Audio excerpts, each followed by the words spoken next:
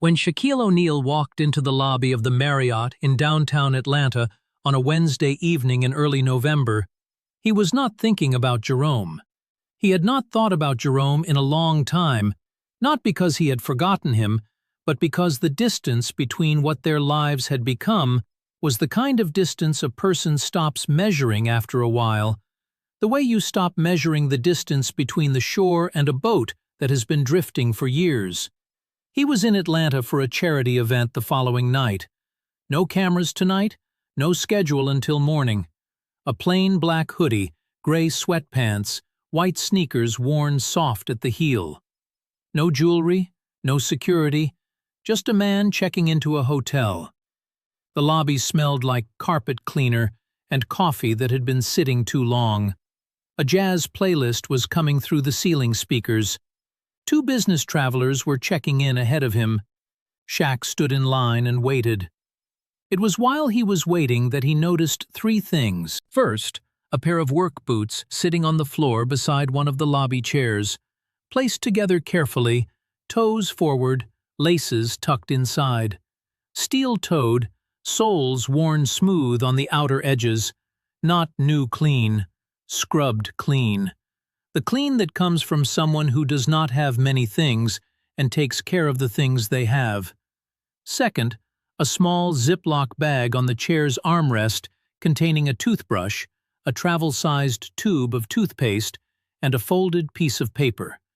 The bag was labeled in black marker, the handwriting small and deliberate. Third, a man was asleep in the lobby chair.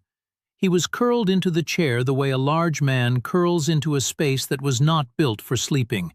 Knees drawn up, one arm folded under his head, the other hand resting on the Ziploc bag the way a person rests their hand on something they are afraid of losing, even in sleep. Gray thermal shirt washed so many times the fabric had gone thin at the elbows. Clean jeans. Mismatched socks, one black, one dark blue, feet tucked beneath him for warmth even though the lobby was not cold. Shaq looked at the man for 4 full seconds. Something in the shape of his shoulders, something in the way his hand curled, something in the specific architecture of a body he had known when that body was 12 years old and throwing a basketball so hard against a backboard in Newark, New Jersey, that the whole pole shook. Now here is the part that nobody in that lobby understood yet. The man asleep in the chair was named Jerome Allen Crawley. He was 52 years old. He had been Shaquille O'Neal's best friend from the age of 9 until the age of 17. 8 years of shared sidewalks, shared courts, shared meals at each other's kitchen tables, shared silence on summer nights when the heat in Newark sat on the concrete like a dog that would not move. Jerome had been homeless for 2 years and 4 months. And trust me, you are not going to see this ending coming. Stay with us for the whole video, because the way this story finishes is the reason it needed to be told. Shaquille Rashawn O'Neal was born on March 6, 1972, in Newark, New Jersey. Jerome Allen Crawley was born on August 14, 1972, in the same hospital. They met at 9 years old, on a basketball court that had one working hoop and a surface so cracked you had to learn the geography of the concrete the way a sailor learns a coastline. Jerome was not tall the way Shaq was tall. Jerome was fast the way some boys are fast, not just in their legs but in their thinking, in the way they read a court or a street and understood before anyone else where the energy was moving. He had a laugh that started before the joke was finished, as if his body could not wait for his brain to give permission.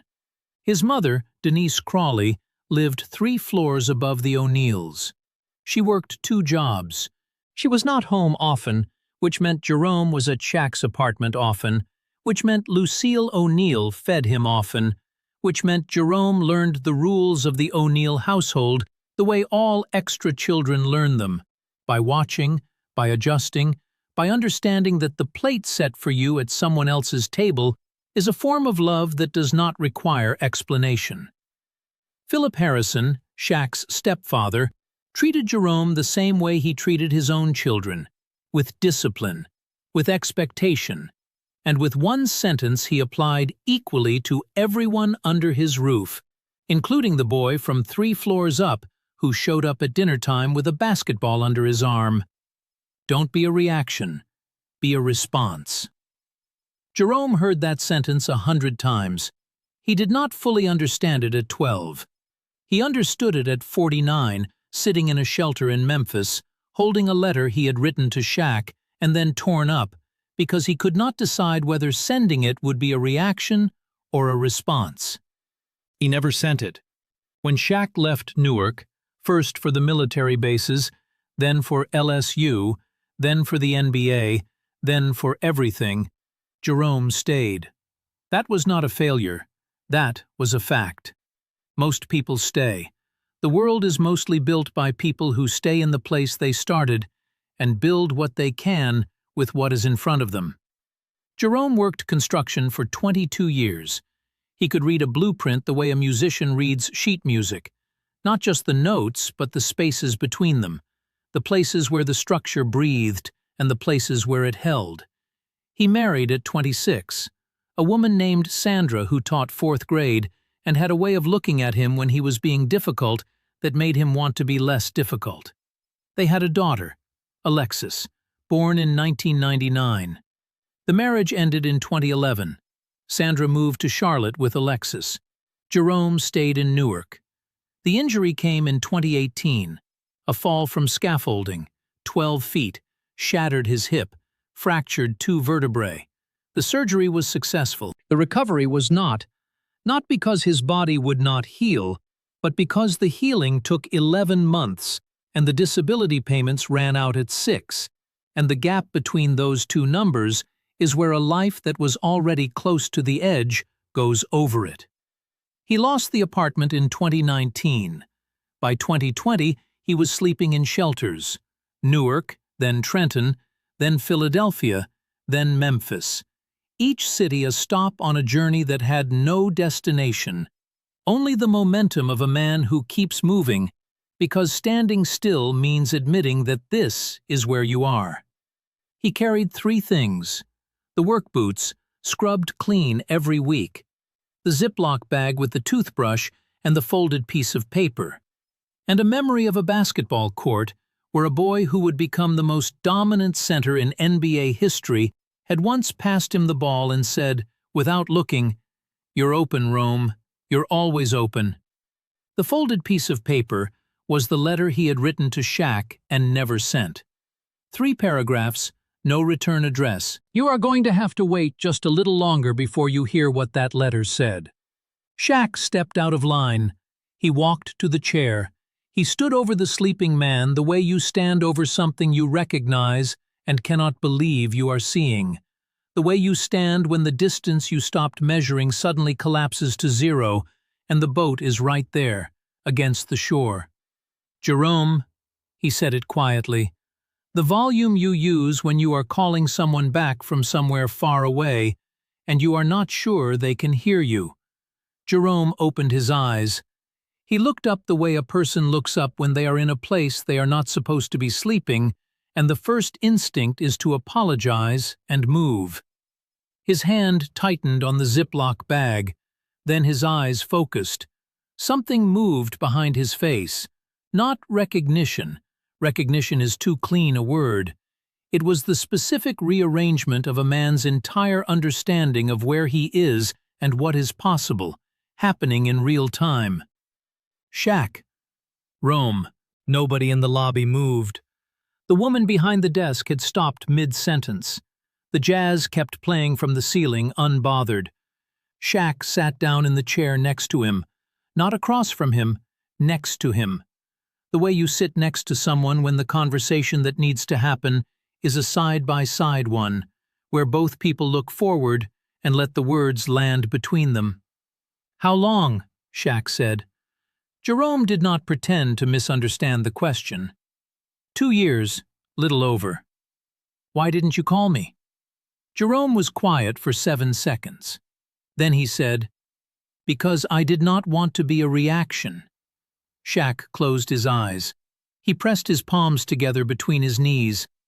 Philip Harrison's sentence had traveled 35 years through two completely different lives and landed in a hotel lobby in Atlanta at 9:40 on a Wednesday night. And it meant something entirely different than Philip had ever intended. Jerome had heard it as a warning. Don't be the person who calls because they need something. Don't be the crisis. Don't be the burden. Philip had meant the opposite. He had meant, think before you act. Choose your response. Be deliberate.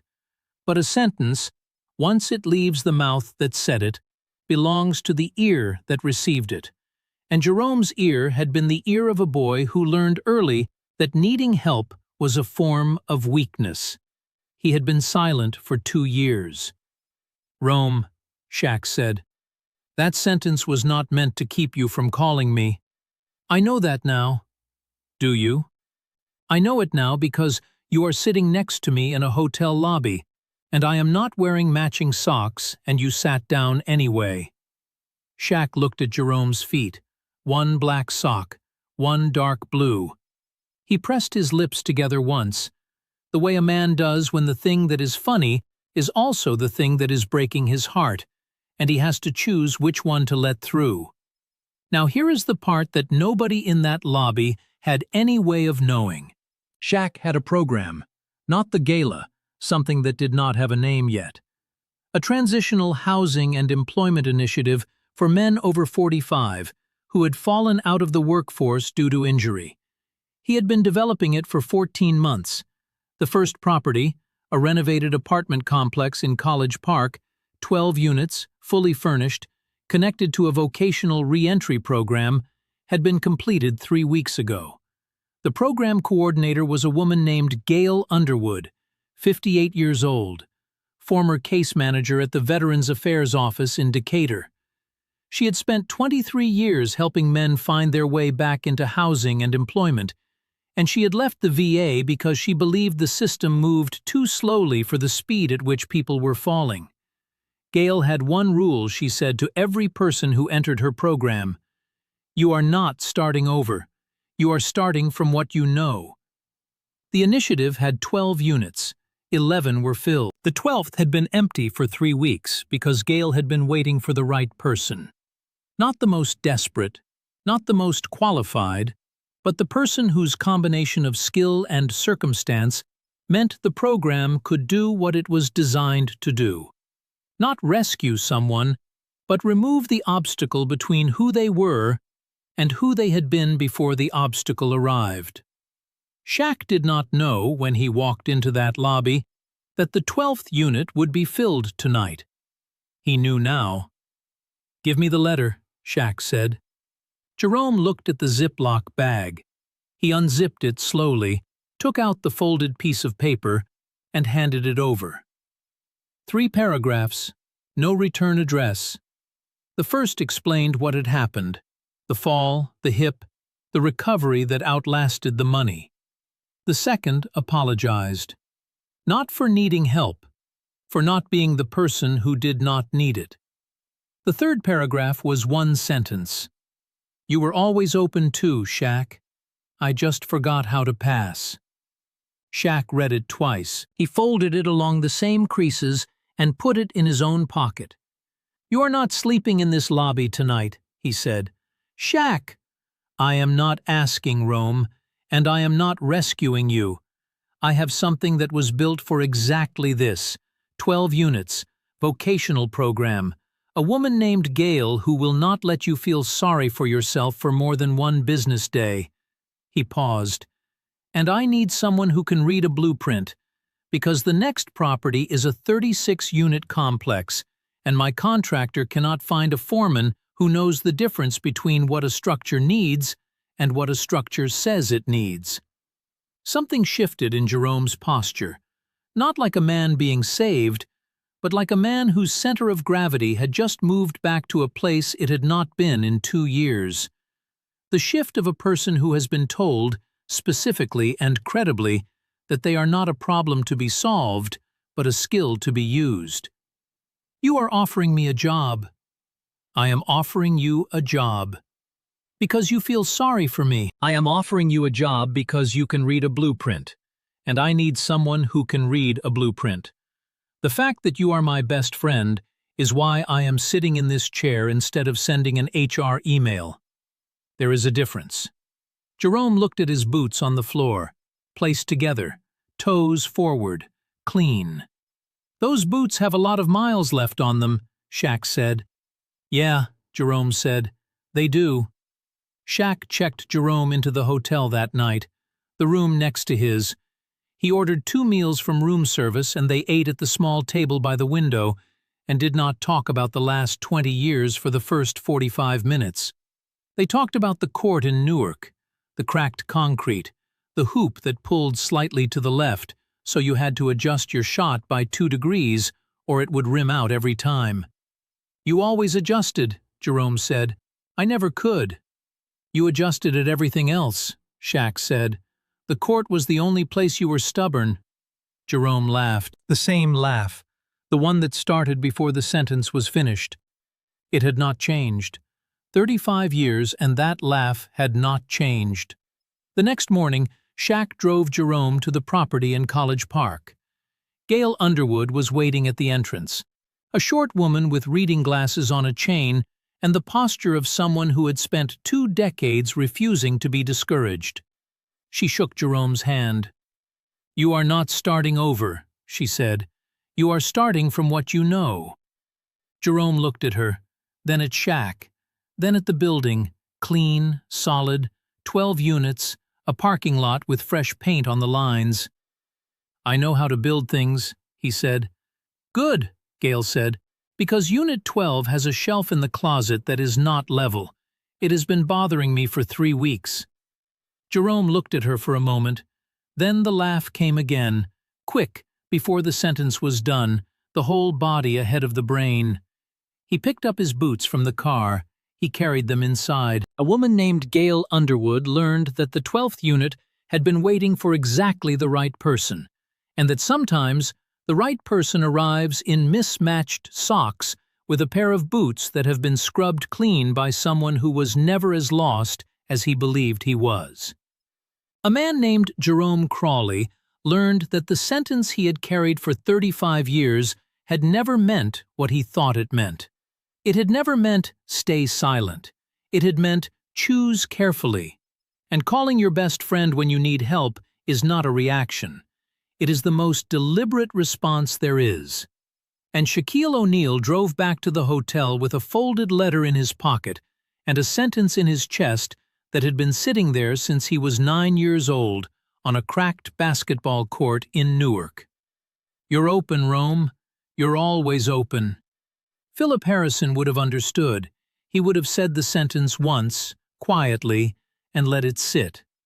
Don't be a reaction. Be a response. Jerome Crawley had finally responded, and the door had been open the entire time. Drop a comment and tell us where you are watching from. And tell us about the friend you lost touch with, the one you think about when the room gets quiet enough. If this story hit you, hit the like button, not because we asked, but because Jerome Crawley scrubbed his boots clean every week for 2 years and never stopped being the man who could read a blueprint, and that kind of dignity deserves to be seen. Subscribe and join this community because we tell these stories the way they deserve to be told, with every detail, every person, every layer intact. The next video is already waiting for you. We will see you there. Paste your script.